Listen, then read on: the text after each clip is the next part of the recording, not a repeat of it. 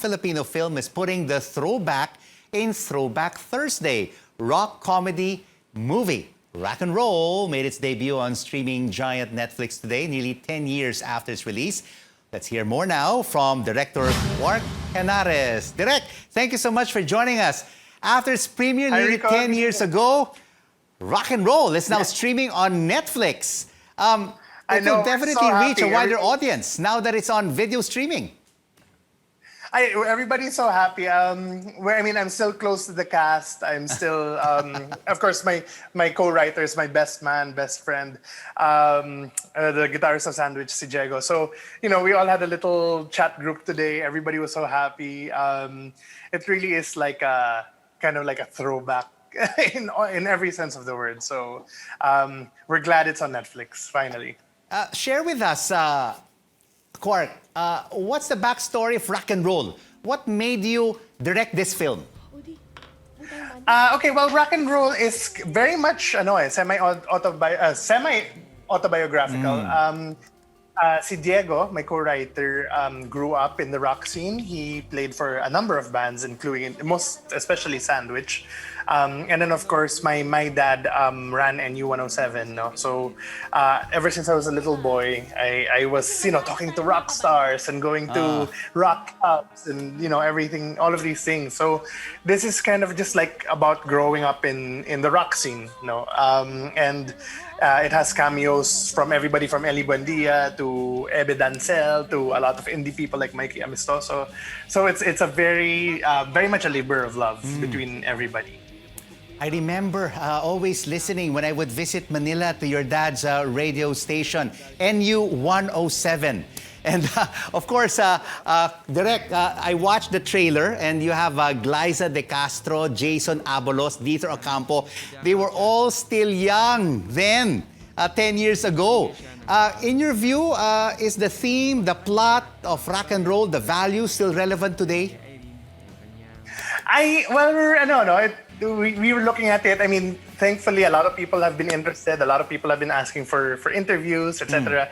And so we're forced to kind of look back at the film talaga. And it really is a time capsule. So, there are places like Merrick's and Magnet and, Route 196. And those places are no longer around. NU 107 actually is in the film as well. So, it's a much different world now. I dare say even I don't think that rock bands are as important today as they were.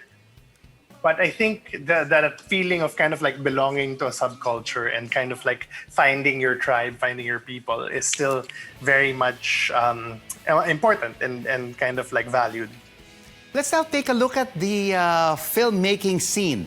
What has it been like during this pandemic? I know you had Globe Studios and you had a hit film during the Metro Manila Film Festival, Fangirl, which won 8 awards. But I mean, everyone wants to go to the movie house, to the theater, to watch it on the silver screen. But now it's streaming, right? How different is it pre-pandemic and now during the pandemic for films? It's very different, and not only is it different shooting. No, I mean, right now you kind of have things called bubbles where you kind of live together, and then maybe shoot for a month at a time, 2 weeks at a time. No one goes home. Everybody stays together, so no one spreads the virus. And then also stuff like the way you're watching films. So MMFF, as we know, for the past 30 plus years, has been kind of like a tradition. And you always go to the theater, you always bring your family, it's Christmas time. And this is really the first time we had to find a way around that. So we built upstream, and that kind of like, as you know, like that's where people would watch the MMFF films. And we hope that it continues. I miss the cinema. I love the cinema. That I consider that my home. But I do like that there is an alternative for people who want to stay at home also. But Quark, the bottom line, when you produce and direct a film is to make money, and everyone always takes a look at the box office receipts. Do you think streaming online, you will get the same kind of revenue vis-a-vis theater box office receipts? Well, it's a long road to that, but I think it's also a necessary road. As you know, the rest of the world naman is already kind of like moving towards that. Diba? Even in Sundance, there were films that were bought by Apple TV for $25 million, and most of the films, or most of the big films that are nominated this year, you could already watch from your home, the Golden Globe films.